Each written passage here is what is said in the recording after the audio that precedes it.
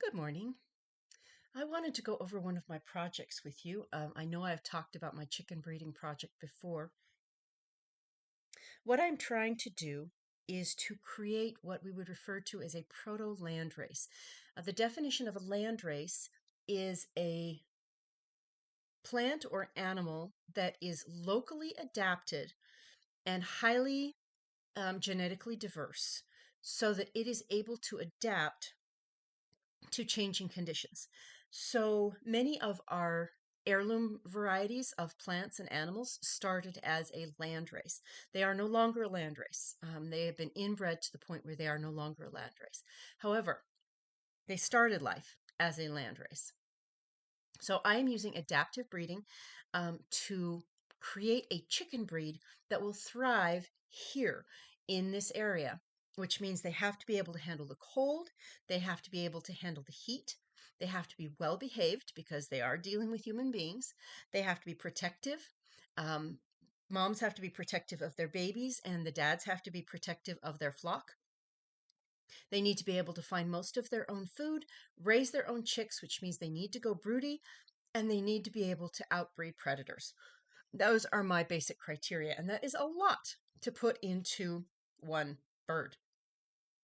So I started with a number of different breeds, and then because all of them died for various reasons, I had to change my plan. But one of the breeds that I started with was a Bielefelder. I wanted a Bielefelder rooster, and I wanted the Bielefelder for a number of different reasons.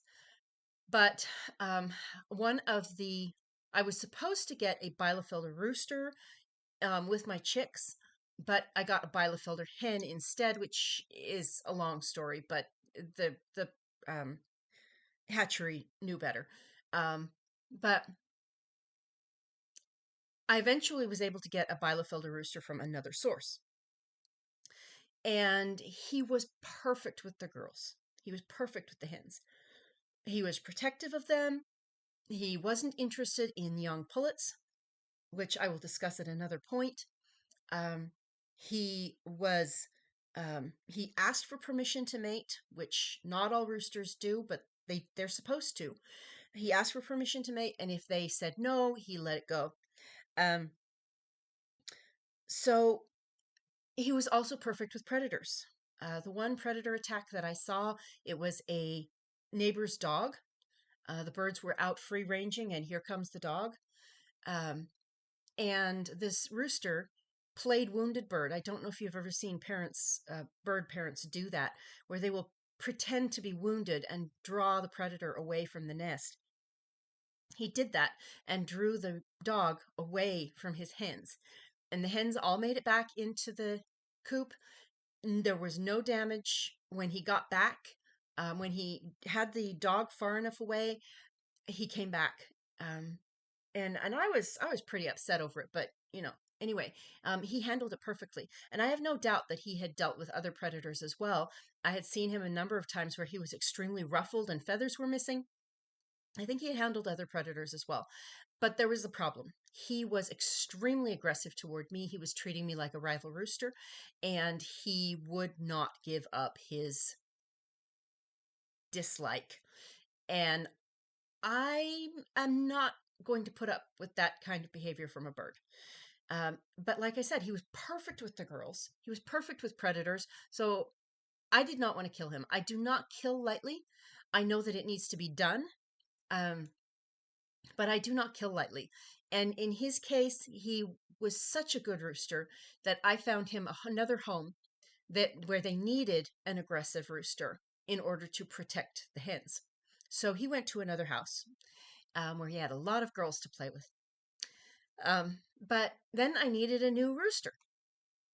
So I was without a rooster. And in the meantime, one of the Jersey Giant pullets turned out to be a rooster, but I had given him to my sister along with 10 Rhode Island red hens. So a rooster has a number of purposes. First of all, he fertilizes the eggs. You can get eggs without a rooster. You do not need a rooster in order to get eggs, period. You don't. You do need a rooster in order to get fertile eggs that will turn into chicks. There's a difference there.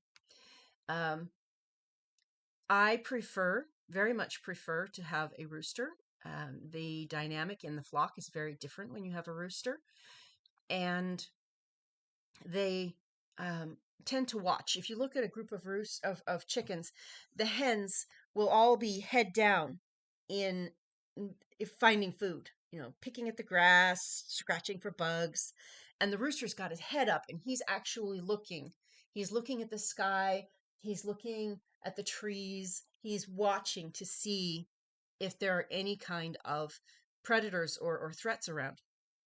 And then he will give a special call to tell the hens that, hey, there's a problem. And then they all scatter or they freeze depending on what he tells them to do. Well, I don't ever want to be without a rooster. This Jersey Giant his behavior was perfect. He was not interested in the young pullets. He was highly intelligent. He didn't have any aggression toward human beings. He was able to recognize the difference between human beings and a predator, or human beings and a rival rooster.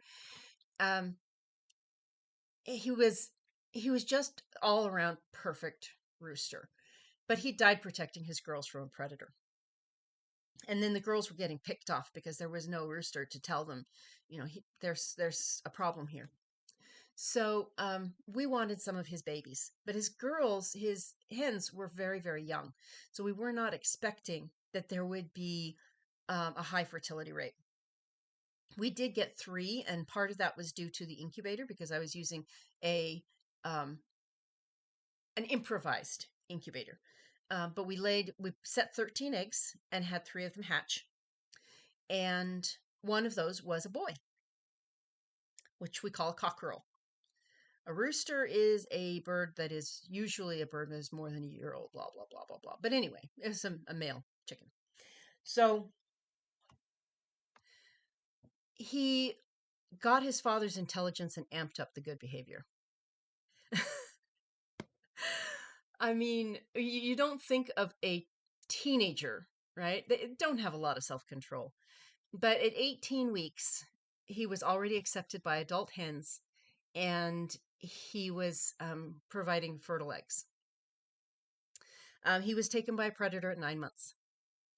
And again, we wanted some of his babies. So we set more eggs and we got 3 cockerels this time. They were still highly intelligent. One was killed by a predator. One got aggressive with me and was harvested. And the third is my current rooster.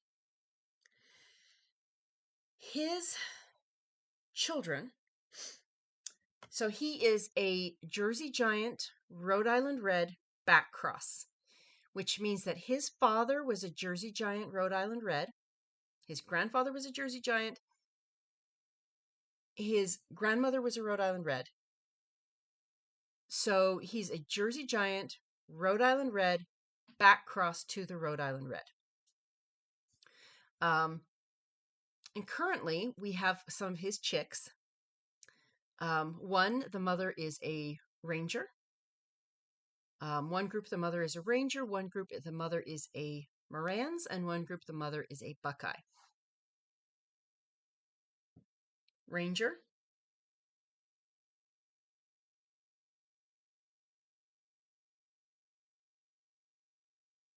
Marans.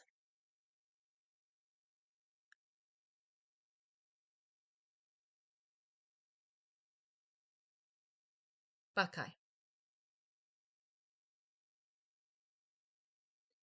The Buckeye has a pea comb, which is one of the things that I want in my population. Um, so he does not have the the Buckeye does not have the tall comb, the tall skinny comb. He has what is called a pea comb instead.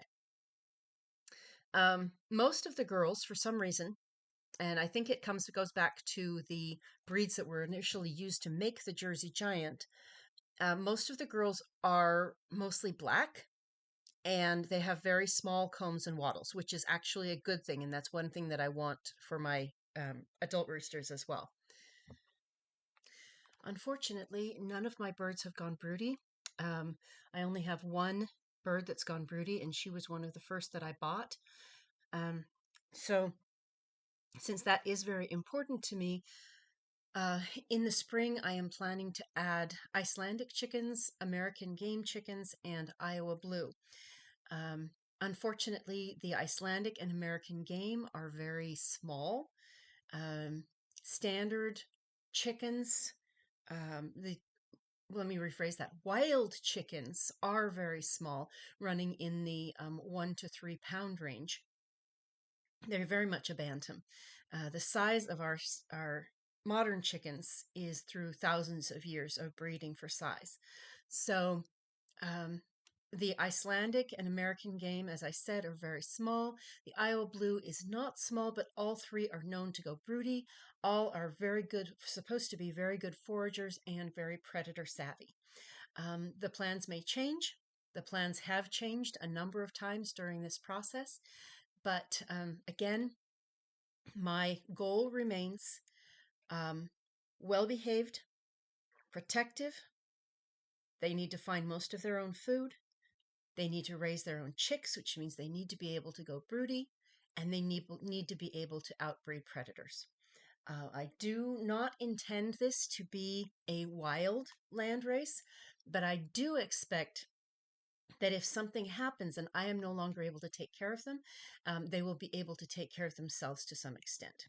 So that is the goal at this point. That is the project at this point. And if you have any questions, let me know. But it is a it is an evolving an evolving project. The goal initially was and still remains a dual purpose breed. So eggs and meat. Unfortunately, as I said, the Icelandic and American game both lay very small eggs and not very many of them. So I still have to decide exactly how I want to handle that, but they do go broody, and they have the predator savvy genes that I desperately need. I will talk with you later.